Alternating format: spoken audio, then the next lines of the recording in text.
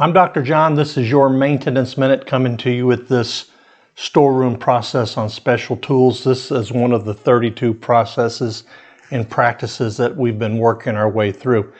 This is a very interesting process. Let me give you a little bit of history. When I was in the military as an aircraft maintenance officer, of course, we had a storeroom that also had all the common tools, if you will.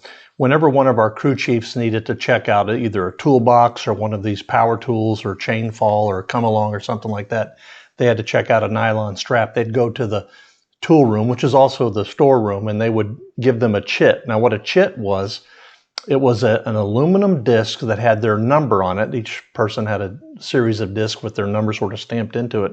And back in the day, if you will, it was on a shower curtain ring. That's how advanced technology we were. So if I needed a special tool, I'd go to the tool room or the storeroom and I'd give them one of my chits that had my number on it, and they would give me the tool. Now, when I brought it back, there were some rules when I checked it out.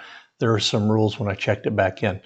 And so we've got to have some sort of formal process by which I have it, I give it to you, now you own it, now you give it back to me. There's got to be some sort of exchange, some rule, or a process. This is called special tools.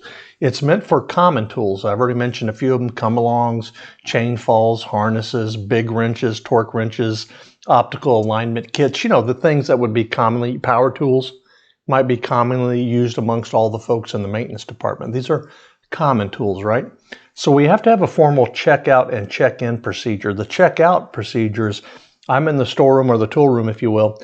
You come to me and ask for the optical alignment kit. I bring it. It's in the Pelican box, probably. I bring it out. We open it up, or I open it up. We agree that everything is in there. Everything should be serviceable. Now you have it. You give me a chit or some device by which we are transferring who has this common tool. Now I would take your chit in the military. I'd hang it on a peg right above that tool. That would tell me who has that tool checked out. So if somebody comes along, say my boss came along, for example, and says, hey, who's got the chain fall? Well, Captain Ross has it, right? He's got his little chit up on this nail. Now, it's different today with technology, of course, but I want to have some idea of who actually has it right now. But the checkout process is we're confirming together that it's complete, whole, and serviceable. When you check it back in to the tool room, we look at it again, we confirm it's complete and serviceable. Now, obviously, some tools you got to fire up to check them out.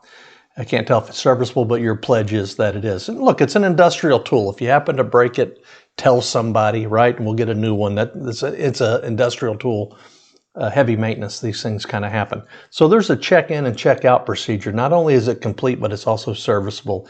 And we have this, I'm going to say chit for lack of a better system, but we have some system by which I identify who actually has it, who owns it. And so when a part comes up missing or it's not serviceable, when I check it out again, I have some traceability of who to go back to.